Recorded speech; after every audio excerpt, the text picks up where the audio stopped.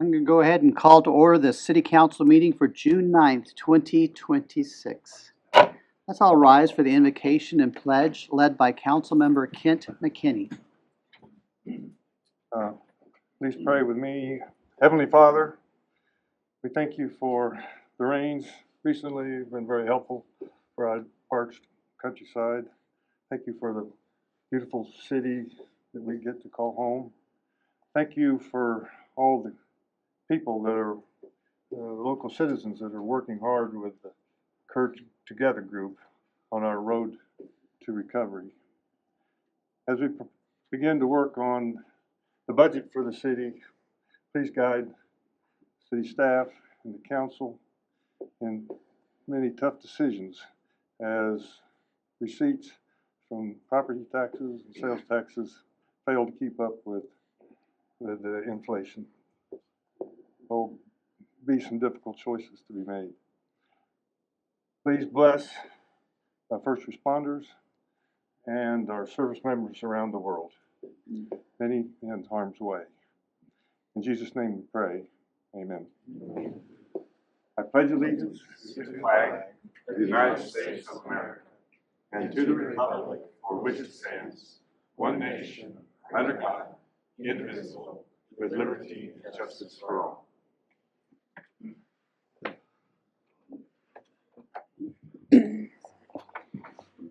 Try to get Dr. Bond.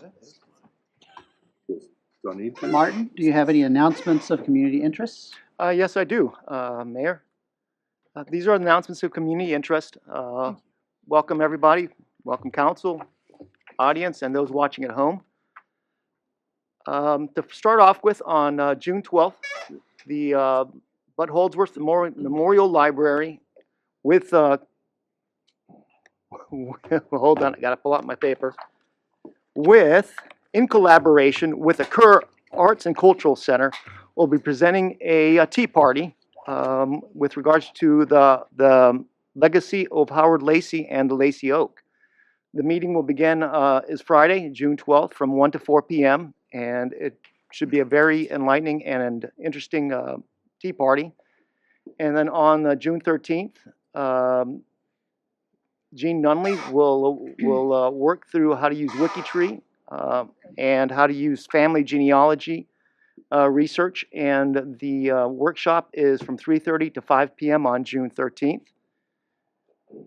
And then just a reminder that we will be having the cornhole tournament this weekend, and it will be at the Trailhead Beer Garden. The tournament will be at 5 p.m. and the registration deadline is tomorrow. So if you got a team to get together, better sign up now. And then also as a reminder, we are also having a public meeting on Wednesday, June 17th, to discuss the Elm Creek Pipeline project.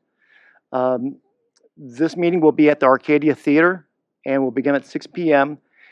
There is a community survey out there to all those who are interested that can take the survey. We are interested to get your feedback and what questions you would like to have answered at the event. And we will not broadcast, but we will make the information live and available for everybody after the meeting. And then also as a reminder, we also have on June 20th, Movies in the Park are back, and they will be at Carver Park. And the films start at dusk, and the event is free for the public. So come on out, bring everybody out, bring a picnic basket, and enjoy the evening. That's all I've got, Council. That's all for now. Thank you. Any community interest announcements I'll from? pass this time. You're not going to talk about? 8 more months to talk about, or Okay. however many months. Jeff? I do.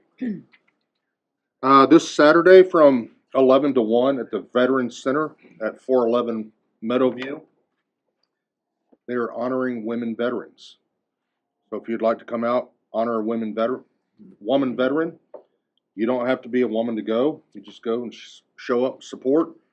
They are having a guest speaker who is a retired Marine and doctor that will be speaking. And then also on July the 1st at 5:30 at the Diederich Center will be the annual military appreciation dinner that they put on. So 5:30 on the 1st of July. And I'll talk about that one in the next meeting too, since it'll be a couple of days before. Thank you. Alright.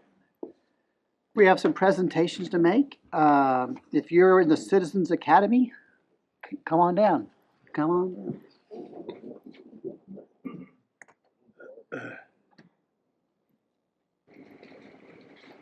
Is Charlie around? Where is Charlie? She's here somewhere. Oh, line up right. She's coming. She's coming there. Here she comes. I'm gonna sneak between you. Right up in Hey, this. Charlie. Charlie, why don't you tell everybody what the Citizen Academy is? Okay, the Citizens Academy is a government academy, sorry, not to be mistaken with the Citizens Police Academy.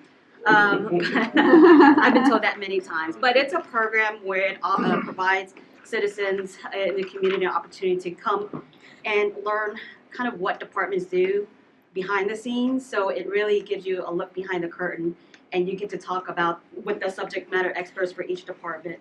And that's what these folks did. They invested their personal time to learn more about the city, and it's a great program. We're going to kick off the next session earlier this time, so hopefully we'll get a schedule out end of this month. Ms. Tork. What do y'all think about Ms. Tork? She does a great job on this.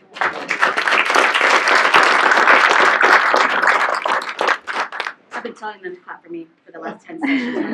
It wouldn't have been as good without you. It worked. It worked. All right, we have some. She's not that great a certificates driver. of commendations.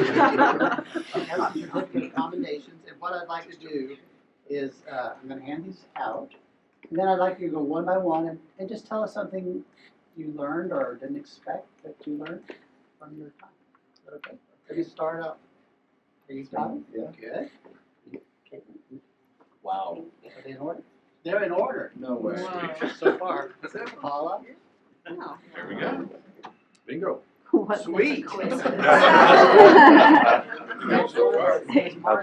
Lottery numbers as well. You need to go buy a lottery ticket. So, yeah, it's fine. Let's start with you. My name's Dylan. Just something that I learned during the academy. I think for me, a city kind of runs and you never really give it a lot of thought. And these sessions gave me the opportunity to think deeper about how a city runs. It also gave me the opportunity to meet some of the people that run the city and get a real feel for their character. And between those two things, I think I learned a lot in this program. I highly recommend it. Thank you.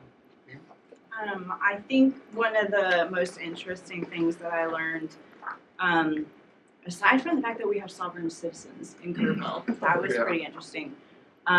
Chief Maloney was showing us that there was a $6,000 little light, like this big, on the fire truck. It was $6,000, right? The markup that they can do on for the police department or the fire department is just crazy, just because they can. So, I don't know, a bunch of stuff like that. Yes. Something I learned about the city government is, one, piggyback off what she was talking about. The fire department needs more money, that's for sure. Because yes, they go ahead and they know it's for the fire department, they'll go ahead and purposely mark it up. That just doesn't sound right to me. Definitely not. But one of the biggest things I understand now is that it doesn't matter who you are. You can get involved in your city government. You can get involved in your city council. You can come speak. You can actually have something to say. And also people will listen as well. And that's a great thing. Learning how things work, learning how things go, the ins and the outs. Whether you're Mayor Herring or you're Spencer Pratt, you can be part of it. Hi, I'm Paula. They just took most of what I was going to say. I really enjoyed meeting the people involved and learning about the cost. Amazing how it costs to rent. Yeah.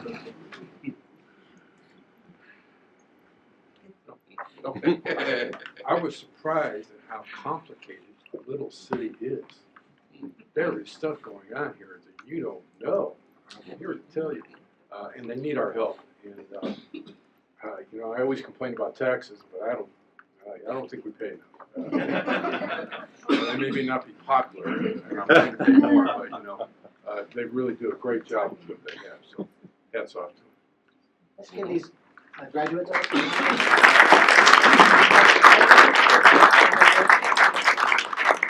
several pictures actually, so.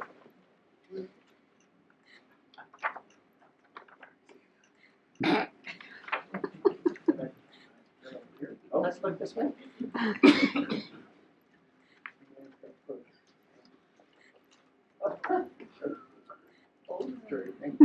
Perfect.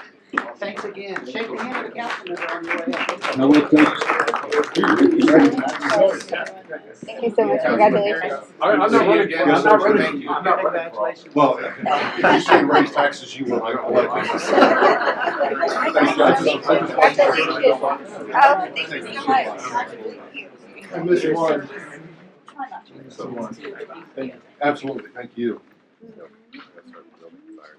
Mr. Bond.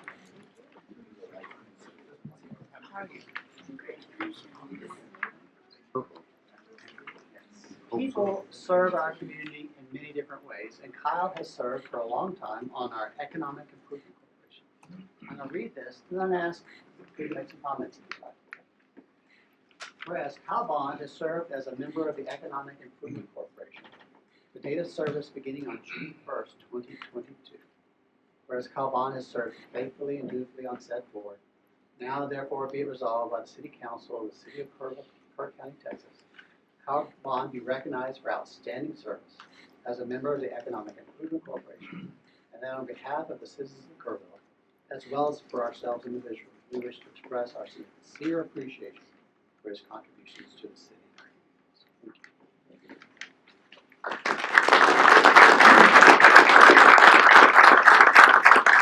I don't know if everybody in the room knows what the EIC does. We administer the 4B sales tax, which equates to between $3 and $5 million a year, depending on how much sales tax we collect. So it's a very important job, and we help to make projects possible in the Kirk County, Kerrville area. Most recently, the biggest project that we pulled off was the $20 million sales tax bond that helped us fix the golf course, the swimming pool, the Calo Theater, helped us build the History Center over here, and a number of parks improvements as well. So we're going to be spending money paying that debt back over the next couple of years to get that serviced. But it's been an honor to be a part of it, and really enjoyed it. And if you haven't ever had the opportunity to do so, I think it's a good place for you guys to contribute if you decide to want to do it. Thank you. Don't forget to shake hands with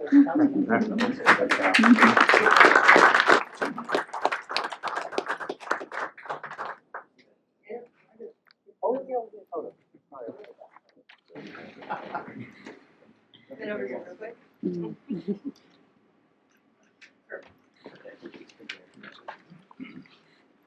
All right, this is going to be Great Outdoors Month. I don't know who joins me for this one. It might be Jay Brimhall. Probably. Anybody else? I'll join you. Anybody else want? I like the outdoors. Does anybody else like the outdoors? All right. This is a proclamation of the City of Kerrville. Whereas the City of Kerrville is blessed with an abundance of natural beauty, including the Guadalupe River, scenic parks, hiking trails, and wide open hill country landscapes that offer countless opportunities for outdoor recreation and appreciation. And whereas spending time outdoors promotes physical activity, reduces stress, fosters a connection with nature, and enhances the overall health and well-being of individuals and families. And whereas the residents of Kerrville value our community's commitment to preserving green spaces, supporting local parks, and maintaining outdoor programs and events that are accessible to all. And whereas in the spirit of healing, remembrance, and renewal, the people of Kerrville have shown extraordinary resilience and solidarity. And we recognize that reconnecting with the natural world with care, reflection, and community is a meaningful part of that healing journey. Whereas June has been nationally recognized as Great Outdoors Month, a time to encourage citizens to explore outdoors, engage in activities such as hiking, biking, fishing, picnicking, and wildlife observation, and to embrace the restorative power of nature. And whereas Kerrville's parks, trails, riverfront, and outdoor amenities remain essential to the city's quality of life, economic vitality, and environmental sustainability, and their preservation and the restoration honor those who we have lost. Now therefore, I, Joe Herring Jr., Mayor of Kerrville, do hereby proclaim the month of June 2026 as Great Outdoors Month. Congratulations.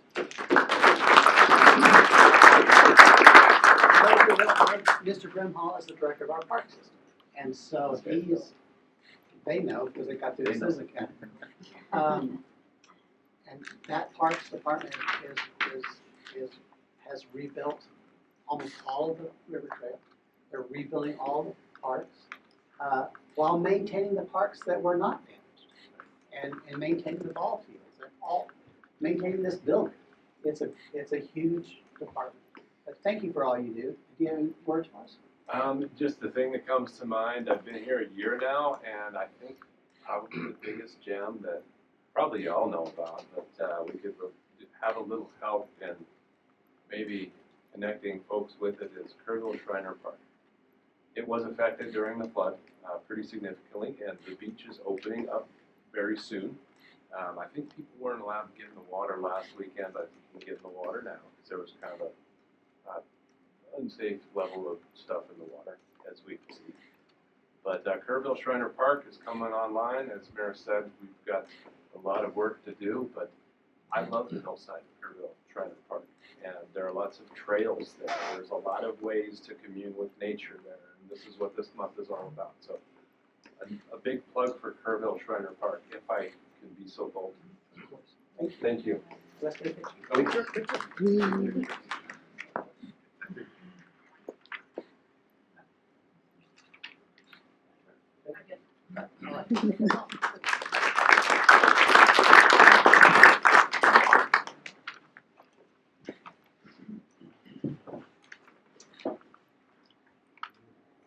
Presentations like that are important because it allows us to say thank you to people who've been helping our community. So I enjoy those, and I'm thankful that they were here this evening. Do we have any citizens signed up? Yes, sir, we have 4. Good. Tori Lewis. Ms. Lewis. You can come to this microphone, or you can use the podium, either one. I don't really need a microphone, I've been told. Thank you for letting me speak today. My name is Ms. Tori. Lewis, we do need the microphone because we have to record these. Oh, I'm sorry. Is that better? That's better. Okay, thank you. My name is Tori Lewis. I live at 1618 Muleshoe Drive. Mine is one of 45 homes on Town Creek, next to the high-density 500-home Town Creek Development Preliminary Plat being considered by P&Z. Some of my neighbors are here today supporting me standing up here. They've joined me today to share some concerns that we have about the planned subdivision, significant issues that we feel must be addressed before moving on. The city is in stage 2 water restrictions, adding 500 more homes to the 273 Bluewood apartments, 130 home Ridgeland Lennar project, an undisclosed number of apartments on Thompson Drive, and the future Whiskey Springs homes and golf course will potentially overload an already stressed water supply. We were wondering how many independent studies have been conducted. Flooding. The development plat indicates the portion of Town Creek needed as a connector road contains a low water crossing in a FEMA flood zone that regularly floods.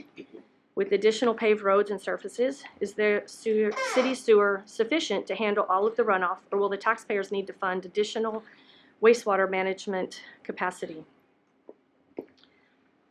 Next, dangerously overcrowded intersections will only get worse with adding significantly more cars to the road.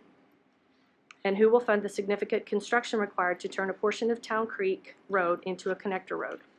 Will the taxpayers be asked to fund this as well? How will the additional electrical demand be handled? Does the Holsworth substation currently have the capacity to handle this many more families? Will K-Pub or the city have to absorb the enormous cost of providing power to all these homes? There are also the concerns regarding the large population of wildlife on the acreage involved. Large herds of axis and white-tailed deer occupying it will be forced into neighborhoods already overpopulated with deer as the build-out proceeds. One last concern, does the proposed price point of these homes assist with the demographic needs of the city workforce at all?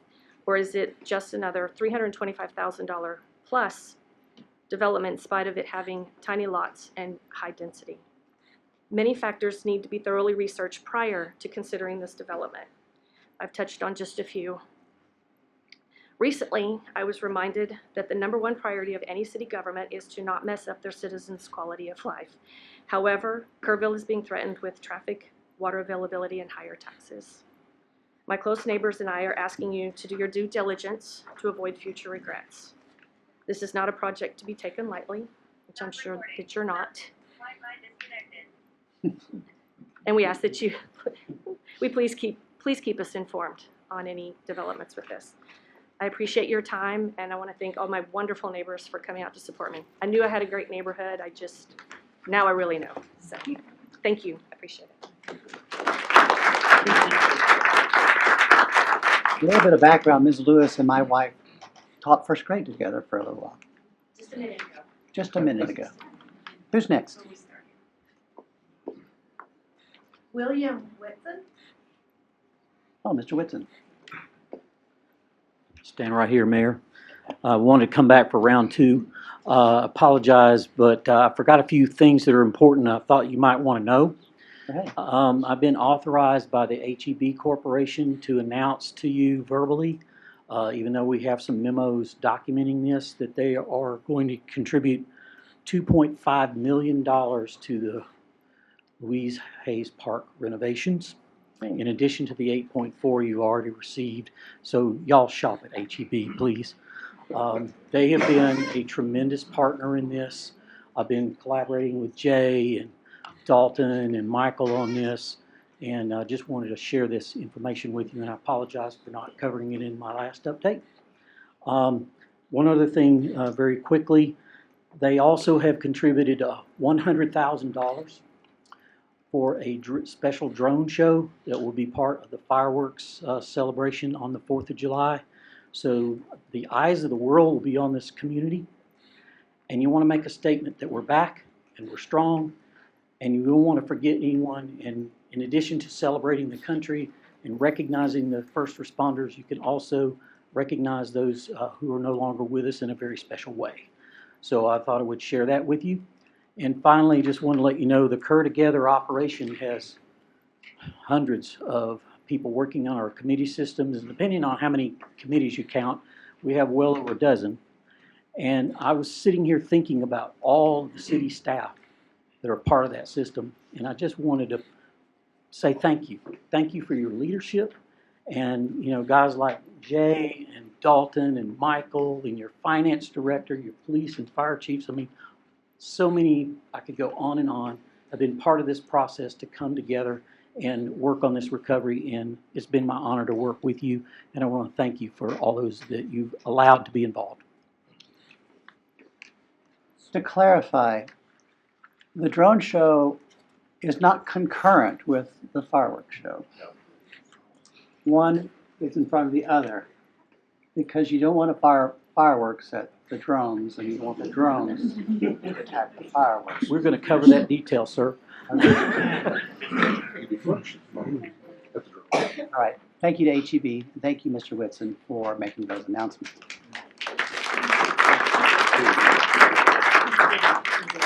And yes, I shop at HEB. I was there today, and I was there yesterday. Who's next? George Baruti. Mr. Brewer.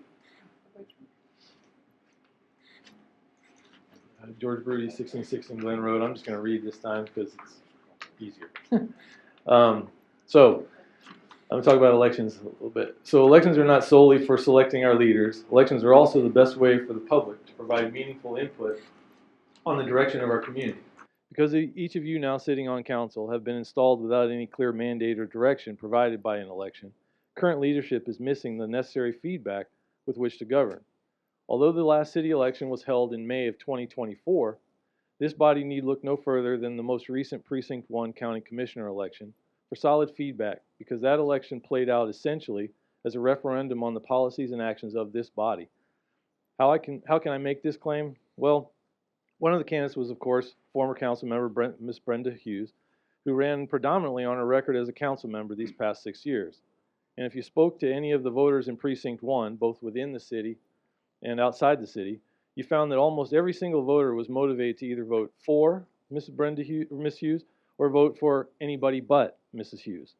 Because she made her record on City Council the centerpiece of her campaign, the election turned out to be an up or down vote, not so much on Mrs. Hughes, but on the trajectory of the city more specifically, the policies being pushed by this body.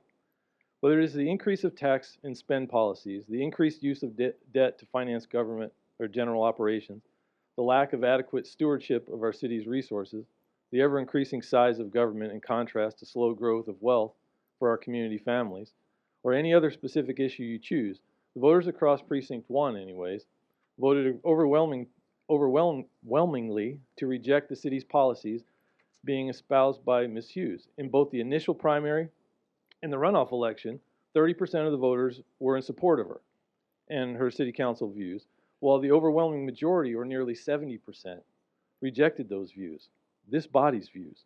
So yes, each one of you has the right and authority to sit in the seat you sit in right now. However, not one of you can point to an affirmative vote count that provides you with a mandate to continue down your current path. My suggestion to all of you, and it's truly a sincere suggestion, is to reach out to those outside of your regular circles of friends and reintroduce yourself to the community you serve and attentively listen to what they are telling you, not just in their words to you, but in the life choices they are trying to make. Thank you. My only reply, Mr. Baroudi, is I've won 4 elections to this body. Had someone run against me, I would have welcomed that campaign. But I would have endeavored to win. To assume that a commissioner's race reflects on this body is not only a broad assumption, but it's a false one. Anyone in this room can run for city council, and I would encourage you to do so. It's a learning experience. But your comparison is false, in my opinion. In my Next. Chief Eric Maloney. I've heard of him. and look at Joe. Eric Maloney, 365 Clearwater Paseo. So I want to take a chance to come up here today to recognize someone that is leaving us. And I promise not to get emotional over a cop as a fireman. Chief McCall is leaving us on the 19th of this month. So he has served this community with integrity and compassion and been a teammate of mine for 5.5 years as chief. I've been with the department for 29 years. Started in 5.5 years ago. A month later, Chief McCall started with me. I got to quarantine him for 2 weeks before he got to start. So, but since then, we've worked together through disasters, some tragedies, and a lot of accomplishments. And I couldn't be prouder to stand beside someone as I do call my big brother in blue over the last years, and going to miss him dearly. Come on up here. I don't have a gift. He doesn't like coming up here, but I do have a firm handshake, and I just want to say thank you from all of us at the Kerrville Fire Department, our community. Thank you for your support.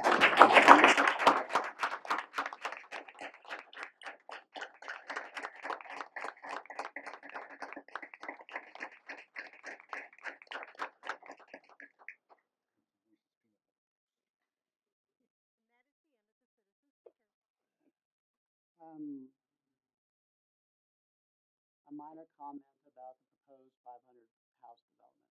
It goes through P&Z first. They lacked a quorum, or they would have acted on it whenever that meeting was. I'm sorry. Hopefully, they will call a special called meeting to reconsider. The importance of that meeting is the city can put conditions on that development. But there's a shot clock. If the P&Z doesn't act within a certain time, it goes through automatically, state law, without the conditions. So, I know you all have an interest in this development. Keep an eye on the public calendar for the next P&Z meeting, planning and zoning meeting.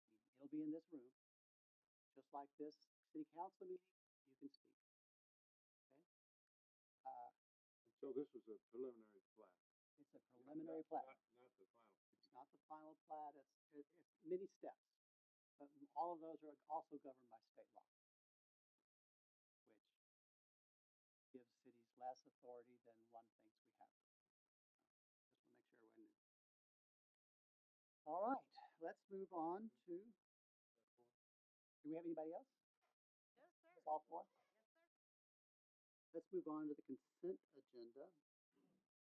There are two items on the consent agenda. Anything on the consent agenda can be removed by a council member, by staff, or a member of the public. Anyone have anything to remove? It's basically 2 sets of minutes. All right, hearing none, is there a motion on the consent agenda? I move to accept the consent agenda as presented. I second. Motion is made and seconded to approve the consent agenda. Any discussion? All in favor, so vote. And it passes unanimously. All right. The next items are ordinances, and these ordinances need to be read into the record, but it's also a public hearing, which means you don't have to sign up to speak. Okay, so on each of these, the city secretary will read in the ordinance, and then we'll hear from staff, and then I'll open a public hearing, and anyone can speak to any of these ordinances. Okay? So, would you mind reading in the first one? Yes, sir.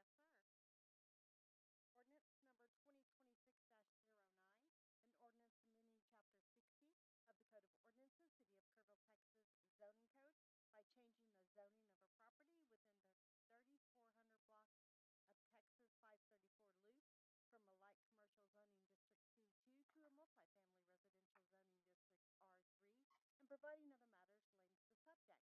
There is one citizen speaker signed up. Thank you. We're going to start with Mr. Paxton. Thank you, Mayor. This is a zone case along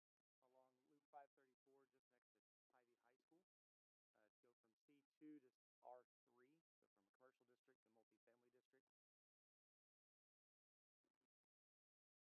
commercial district to multifamily district. There we go. There's the property in question. Current zoning and the adjacent properties. The future land use plan is for community commercial, which includes multifamily in key locations such as on Loop 534, adjacent to the schools. And the Planning and Zoning Commission recommended approval of this case. Be pleased to answer any questions. Does any member of council have a question for Mr. Paxton? No? You answered all of mine. All right. Right. The next step would be to open the public hearing. So I'm going to open the public hearing, and whoever signed up can speak first, and then we'll have anybody else who wants to speak. Okay? I'm going to go ahead and open the public hearing at 6:33. Who signed up? Sarah Andre? Is Sarah here? There you are.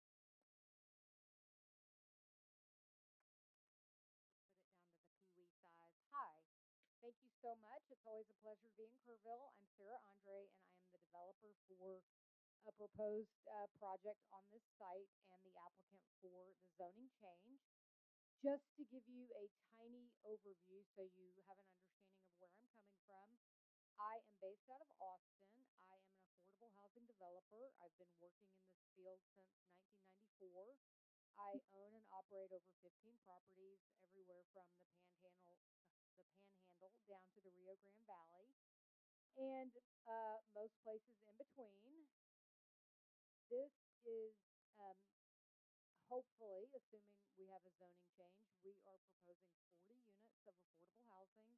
This is for a general population, so there would be 1, 2, and 3 bedroom apartments on the site, and I do have information here about rents or any other item you might be interested in hearing more about. So if you have questions, please let me know.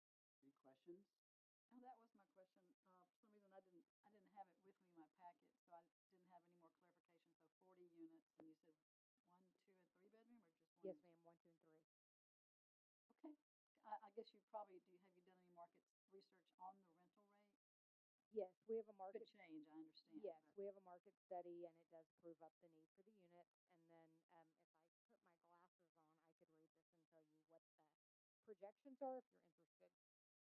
Well, sure. Or I don't have to wait. I don't have to waste your time if you. Wanna wear mine? I have glasses, I just didn't bring them out.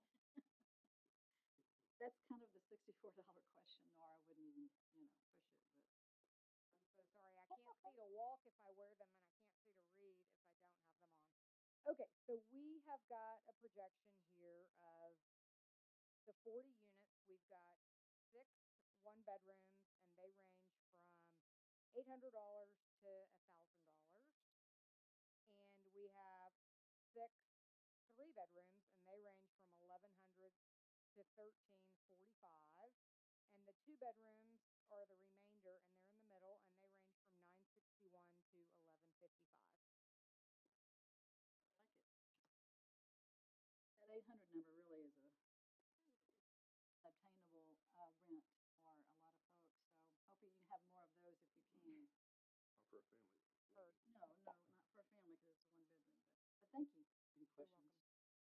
No, that was Councilmember Seaver. All right, thank you. You're very welcome. Thank you for having me to Well, speak. thank you for coming.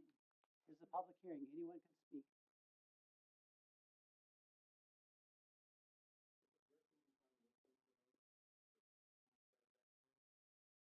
I got you. The packet is online. If you want to give it after the meeting, I'll show you where you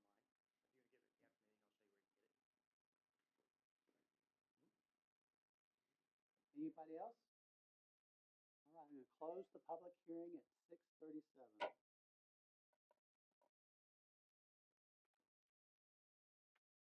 Council, what is your pleasure on this? Is there a motion? I don't know if I'm gonna make it. I would move to approve ordinance number 2026-09 on first reading. Is there a second? I'll second. Motion's been made and second. Any discussion? All in favor, so vote. It passes unanimously. Good luck on your project. Yeah, good luck. All right. Next item is 5B. No. Would you mind reading that in for us, please? Yes, sir.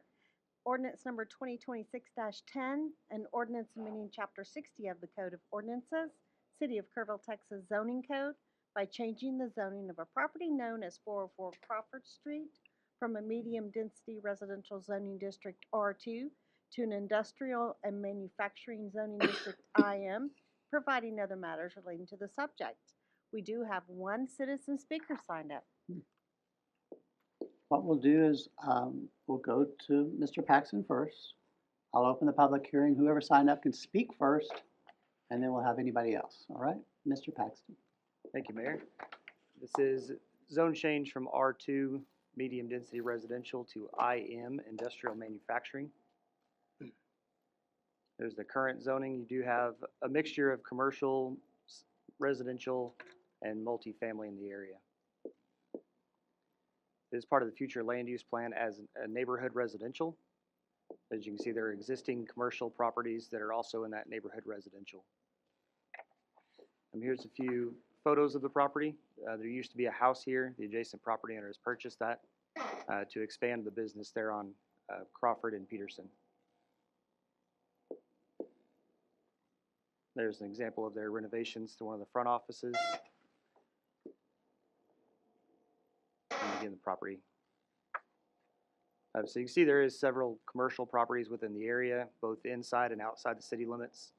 This is an expansion of the existing property adjacent to Peterson Stadium and Crawford. Planning and Zoning Commission recommended approval. I'd be pleased to answer any questions. Any questions for Mr. No? Drew, what's the current business that's in there right now? There's a number of businesses, primarily building contractors. You said but the company or the business bought the land, or they want to buy the land if this goes Yes. through? What business is that? Art Leonard and Sons. Art Leonard, okay. Home construction. Those guys? And I asked that question because I read a letter from a citizen that said, hey, we're all for this as long as it doesn't, make a bunch of noise at night and things like that. So you have community, it seems like, support around it, so Yes, thank sir. you. And that was evident during the Planning and Zoning Commission as well. There was actually two items in that letter: noise pollution or structure that obstruct our valley view. Thank you. All right. Let's go ahead and open the public hearing. Open the public hearing at 6:40. Who signed up to speak? Craig Leonard. Leonard. Good evening. I'm Craig Leonard, and I am the owner of this property. I also own Leonard Crafted Homes along with my family, and we currently own the adjacent property that is almost identical to this plot of land. And the idea is to expand our business onto this property that is contiguous with ours. Reason for requesting IM was that the city staff recommended that because it matched the zoning of what we already have. And I have had communications with all the surrounding neighbors and have answered a lot of the questions that you saw in the letter and have their support. So I'd be happy to answer any questions. Can I ask specifically, will your construction obstruct their view? What you're building, will it obstruct their view? No, sir. And also, you're not going to be noisy at night? No, sir. All right, I didn't think so, but I just wanted to get you on record as saying that. Yes. All right. Any questions for Mr. Leonard? Who is one of the nicest guys in town, actually. Who else wants to speak? The public? Go ahead, Mr. Baruti.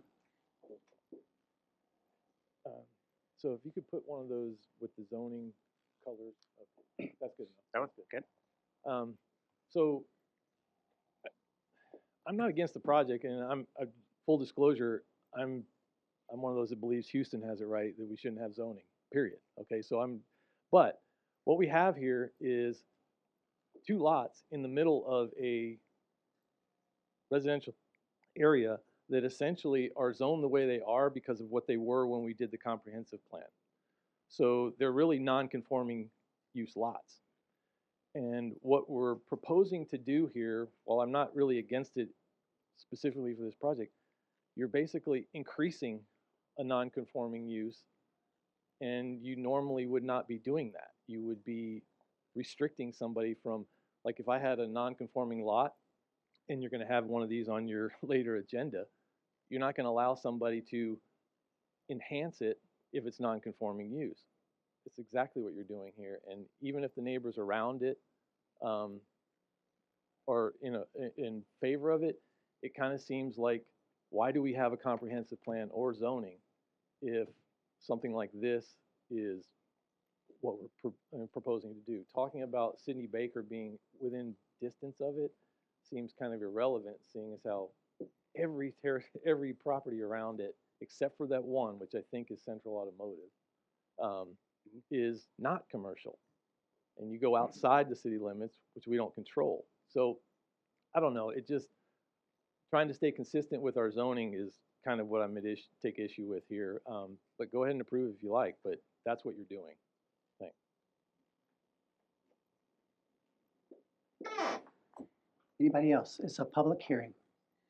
It's a public hearing. Anyone can speak. All right, hearing none, I'm going to close the public hearing at 6:43. This is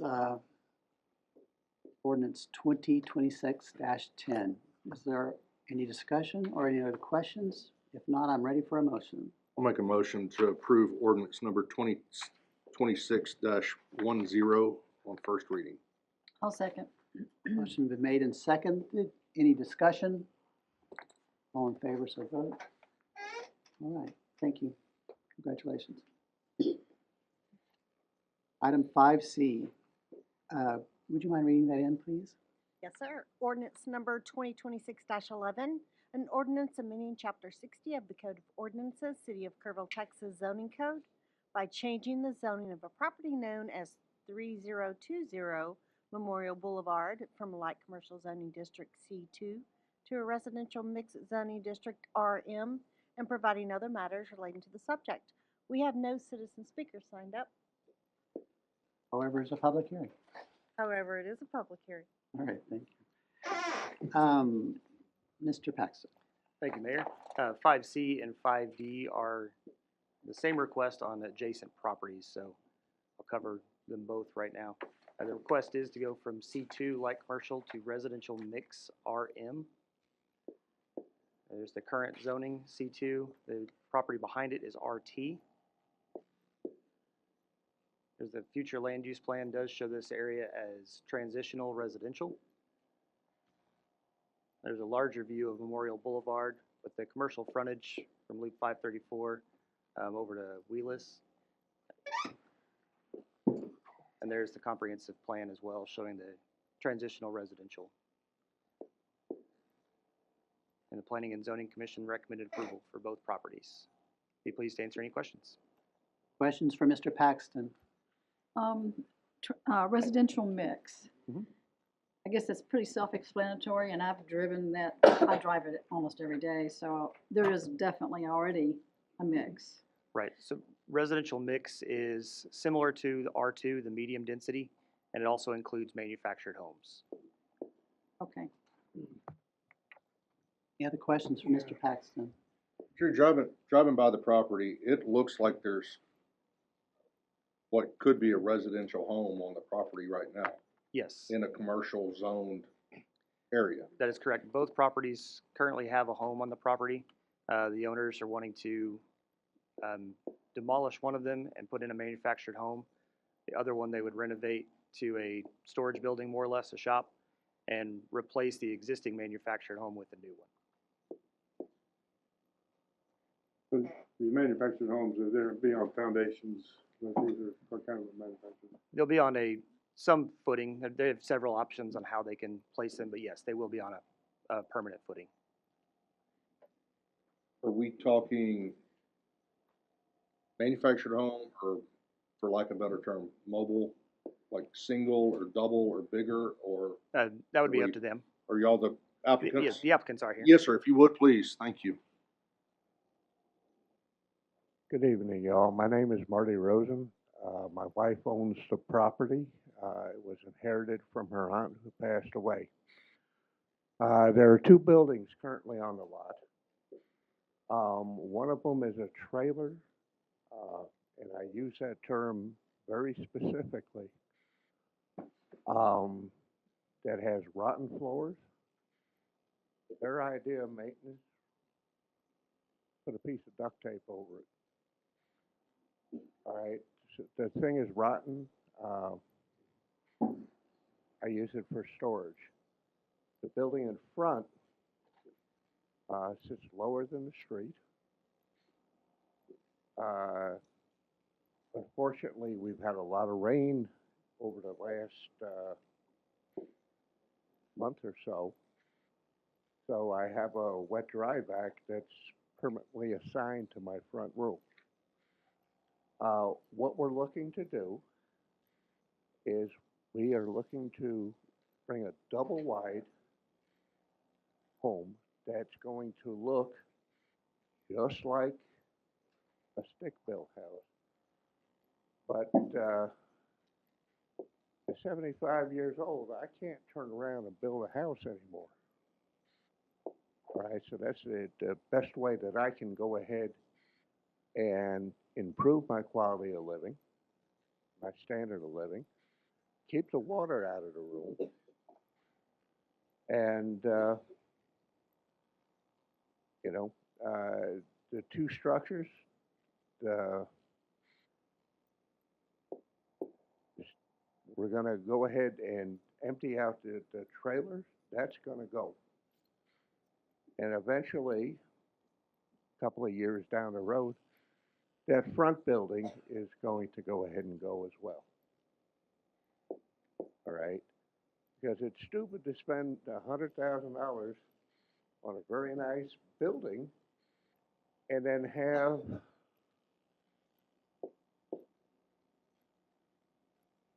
I don't even know how to describe it politely, sitting in front of it. All right, I'd like to have the house set back, nice lawn in front, and that's what I'd like to do.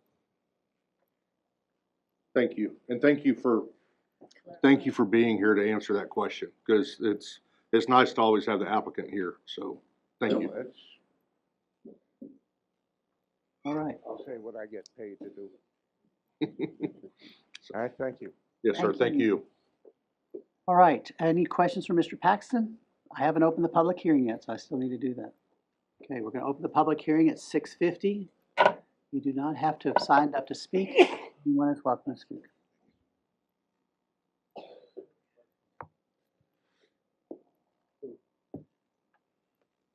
So they're being asked to do a zone change because, and this is a question for you, because if they had just replaced the two homes that are there, they wouldn't be allowed to, is that correct? That's correct. And the Because commercial. it's a non-conforming use? Right. Right, so this is what I was talking about. So this is sort of a contradiction of the one we just did. And on this side, I mean, it sounds like, well, I don't know, it seems like they're probably gonna vote for this change, and I would too, but the problem that I hope you would look at in the future is the restriction that prevents them from bettering the property in the way they're describing, seems like it should be by right.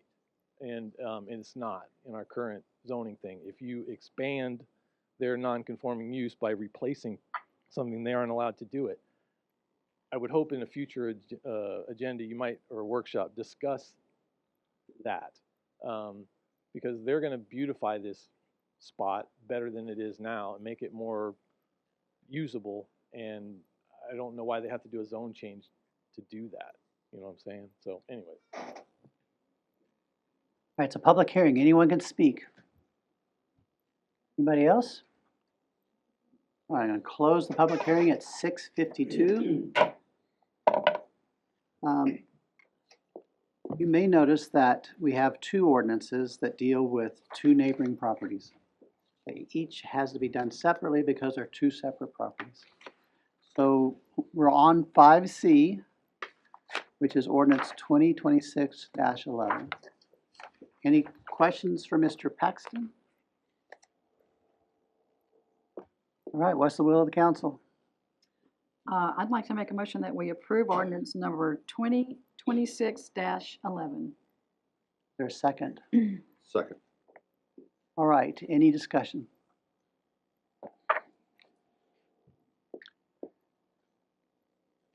I think this whole area is moving towards being commercial. However, I don't think it's the government's job. I very much subscribe to it's not the government's job to tell you what you can and can't do with your property, just like with Mr. Leonard coming up, allowing him to make the changes. So, But the long-term plan is residential. Correct. yes, yeah. We have a motion and a second. Any other discussion? All right, the motion is to approve 2026-11. All in favor, so vote. And it passes unanimously. That one passed. Now we go to the next one. Gotta make the motion? We have to read it in. We have to do a public reading. Would you mind reading it in, please? Yes, sir. Ordinance number 2026-12, an ordinance amending Chapter 60 of the Code of Ordinances, City of Kerrville, Texas zoning code by changing the zoning of a property known as 3030 Memorial Boulevard from a light commercial zoning district C2 to a residential mixed zoning district RM and providing other matters relating to the subject. There are no citizen speakers signed up. However, this is a public hearing. Public hearing, you say. Way to say it, Shelley. Mr. Paxton. Same song, second verse. Again, this is the lot next door, so the zoning and comprehensive plans are the same thing. The Planning and Zoning Commission approved them together, so.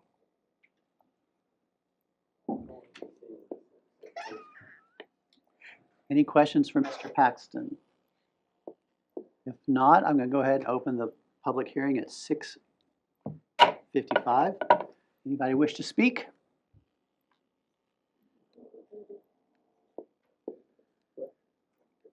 If you want to, you can speak again if you would like to. You don't have to.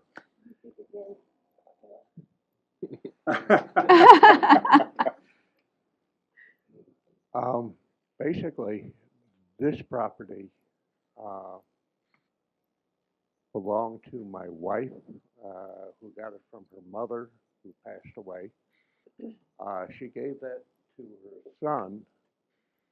The house was in disrepair back in 2003. They've turned around. I tried to maintain it as well as I could from 2008. It's just at the point where they want to do the same thing that we want to do, is go ahead and put a double wide behind and tear the front building down. All right. The houses themselves, well, they're older than I am. And that goes to saying something. Me too. All right, so I don't know what other information you're looking for, but coincidentally on 3030, they have a concrete ramp that's as high as a 4x4 surrounding the door to prevent the water from coming in the house. Okay. When I first came down here, honest to God, true story, I was outside smoking. I don't smoke anymore, obviously. And there was a thunderstorm. In the front yard, it came to about, filled up so quick, it came up to almost overflowing that and coming in the house. So again, we want to put the house out there to go ahead and raise it to get it above the water and basically improve the neighborhood. Thank you. The public hearing. Anyone else wish to speak? All right, I'm going to close the public hearing at 6:57. Mr. McKinney. I would make a motion to approve ordinance number 2026-12 on first reading. Second. Motion's been made and seconded. Any discussion? All in favor, so vote. And it passes unanimously. Now, you understand there's 2 readings on an ordinance, so we'll have to do this again in 2 weeks. But it's usually a good sign when they pass unanimously on the first reading. Yes, sir. The acoustics, I honestly, I can't hear even with my hearing aids. I understand. I do understand there's a second reading. Okay. On the 23rd. Unfortunately, I'm going to be leaving on the 18th, but my stepson is going to be here. Be fine. On the 23rd to go ahead and attend to any matters that need to attend to. Perfect. That'd be great. Thank you. Thank you. Moving on to 6A, Resolution 26-2026. Mr. Paxton. This is a resolution to grant a major waiver, excuse me, of the subdivision code to allow on-site septic systems. There is sewer within 2,000 feet of the property, so the subdivision code requires that the developer connect to sewer. However, this location, we do not have additional capacity for these 4 lots to connect to sewer. So the applicant is requesting to use an on-site septic facility instead of city sewer. So the city sewer is, the closest city sewer is on Coronado. Here's the site plan showing 4 half-acre plus lots, so they do meet the Kerr County requirements for a septic system when they're tied on to city water. And then we do have a series of conditions recommended in the resolution. The Kerr County Environmental Department is a required signatory on the plat, which is not typical inside the city limits because we have city sewer, but since they are permitting through Kerr County Environmental, we want them on the plat as well. The 2 conditions, or the 2 plat comments that you see, showing that it was approved by City Council, and that prior to any construction on the lot, that they do get their on-site septic permit from the county. It is limited to 4 single-family detached homes, 3-bedroom, 2.5 bath on each lot. And staff is recommending that the sewer main be installed and stubbed out for future connections, should there ever be capacity available or any issues with those septic systems. It wouldn't be on future homeowners to build the sewer main. With that, I'd be pleased to answer any questions. To grant a major waiver, the city council must have certain findings. Yes. Are those listed? They are in your backup. I do not have those in the PowerPoint, excuse me. 1 second. Under staff analysis? Half-acre lots are large enough to accommodate. Yes, because they're tying onto city water, the half-acre lot is acceptable for the septic system. Well, why is that? Uh, Well, I mean, what's that got to do with the septic part of it? It's minimum, that's the minimum lot size under state law for a septic system, is a half acre. If What does the county normally require, you know? It's only half acre. However, in the county, if you're on a city or on a water well, I've got I think 5 acre minimum for the water. 5.01. Yeah, 5.01 for the water well. Okay, all right, I see the difference, okay, thanks. We do have one citizen speaker. Thank you. And this is a public hearing. No, it's not. It's a resolution, isn't it? I was just on a roll with public hearings. I'm very concerned that the council has to make certain findings to grant a waiver, a major waiver. Those findings were outlined by the city attorney. Do we have to make those findings as part of our motion, or can they just be assumed in the passage of the resolution? Those findings are included in the resolution, so as long as you grant the resolution, we'll make them. Thank you. All right, one citizen speaker. Who is that? Yes, sir. George Baruti. Mr. Baruti. Okay, so a couple of things. One, it would be helpful for the public if those findings were read out, if you guys make a motion to pass this, because just affirmatively decide that you guys actually understand what those findings were, and that we do. But the other is, I guess what I'm hearing is that the city is at capacity of sewer. Is this still the same cap that we've had for a while from Knapp Street or the Knapp lift station going west? Yes. Okay, so what we're saying is we can't add 4 more flushes of toilets to our system going west.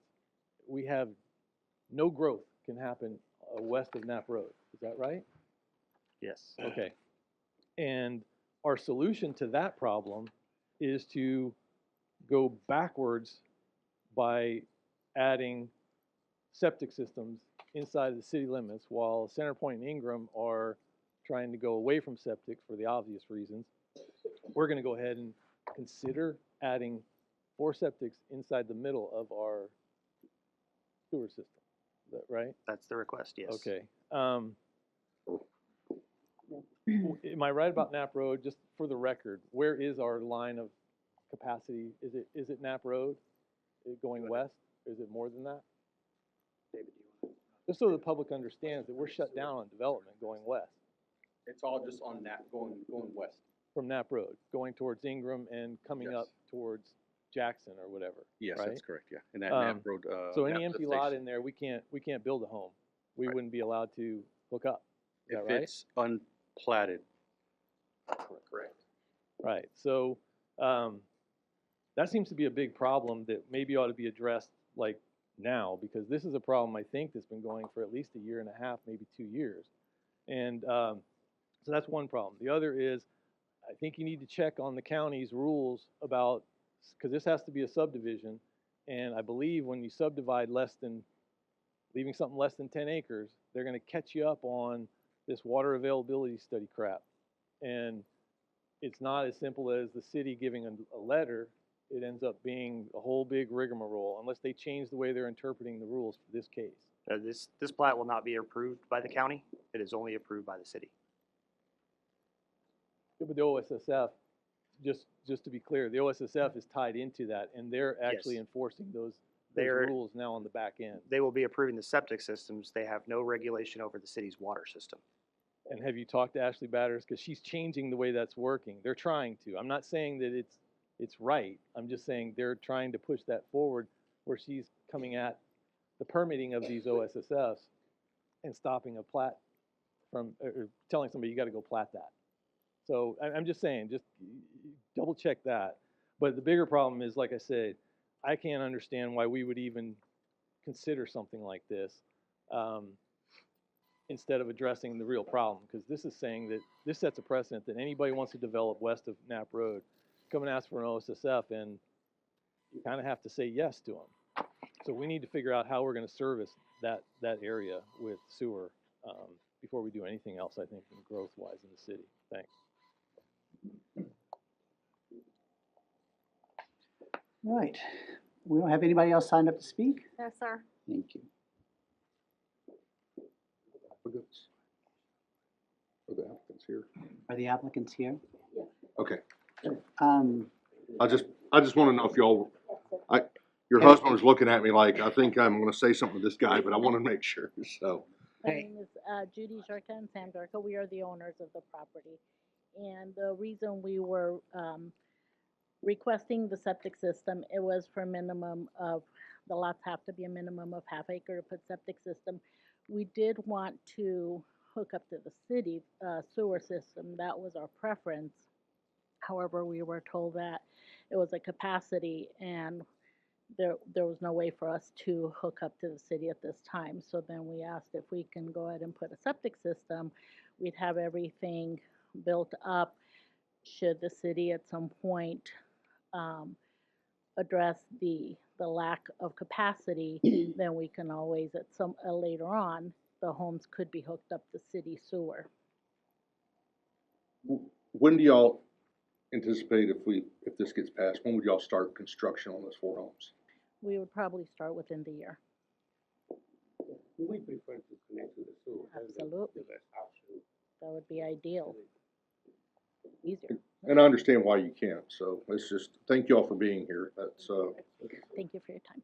And I guess the access road, because I think you were here before for a different development. I remember. The access road was going to be that road as an easement, I believe, as it is.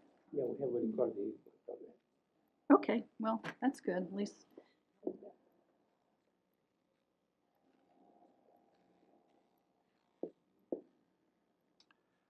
all right. Any questions from Mr. Paxton, staff, or the applicant? All right. Is there? So, I have one maybe. So you say in the future, what you made some comment about in the future, something would be tap in later or something? So one of the conditions in the resolution is that they install the sewer main so that when there is capacity, the project that Mr. Baruti is referencing from our Knapp lift station upstream on the sewer field towards down Junction Highway is on our wastewater master plan. It is not a project that has been funded at this time.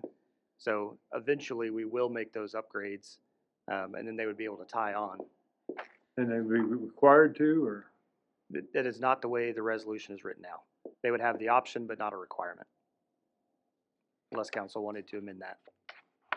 But you're prepared if you do, if you can. A lot of sense from a cost. I mean, I know it's an upfront cost, but certainly more later than now. Of course. Just wanted to bring up, there are other properties surrounding our lot that are currently on septic system. Thank you. That whole side of town was on septic system when I was a child, I remember. Mr. Paxton, isn't there a whole high-end subdivision within the city limits that Yes. every house has a septic system? Yes, the summit is on septic. Well, as Heights. the Heights. Heights, correct? Or sorry, the Heights, not the summit. Okay. Thank you. So The Heights is on. the Heights is. On city water and septic systems, that's correct. Okay. Unless there are more questions or comments, is there a motion then on this resolution? Oh, how's it need to be read? I'll make a motion that we approve resolution number 26-2026. Is there a second? Second. Motion's been made and seconded. Any discussion? All in favor, so vote. It passes unanimously. Good luck on your project. Item 6B. Man with the orange tie. All right, good evening, Mayor and Council. I guess this item officially kicks off the process to get Louise Hayes and Lehman Monroe Park off and going.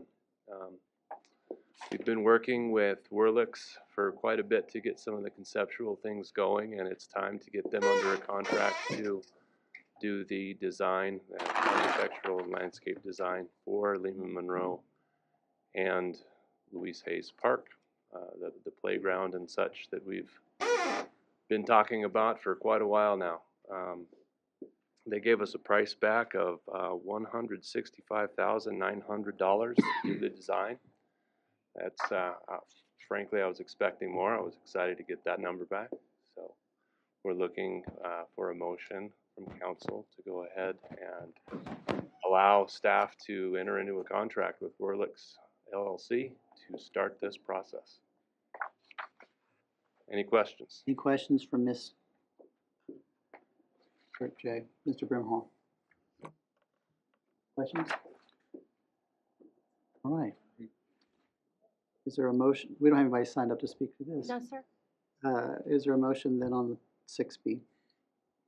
I'll make a motion to authorize the city manager to enter into a contract with Werlicks Design Incorporated for landscape architecture design services for Louise Hayes Park and Lehman Monroe Parks in the amount not to exceed $165,900. Second. Made and seconded. Any discussion? All in favor, so vote. Godspeed, Mr. Brimhall. Item 7A. Try and be even more short than Jay was. Current 911 provides emergency communications services throughout the county. We get a seat at that table because we're a major stakeholder as the police department in terms of what their function is. And for years, we have on their board had Lieutenant Mary Krebs. She is retiring at the end of this month after a very long and productive career. And so we have a need to replace her on that board. We believe that our supervisor in dispatch is the appropriate person to represent us. Catherine Larson, although she prefers to go by Cat, is our supervisor. I think she'll serve on that board very well. And so we're just seeking confirmation for that appointment tonight. Questions for Chief? I would move to approve the appointment of Catherine Cat Larson to the Kerr 911 Board of Managers. Is there a second? Motion's been made and seconded. Any discussion? All in favor, so vote. He is hereby appointed.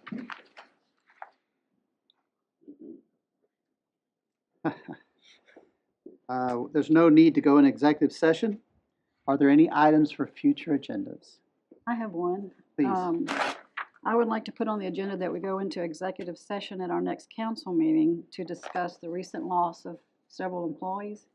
I've had a lot of emails, I've had several just this week, inquiring as to why have they left.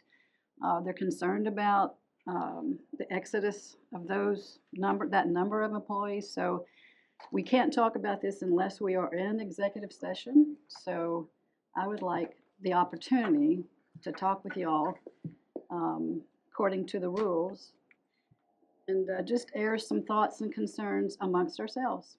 Thank you. Executive session discussions are prescribed by law.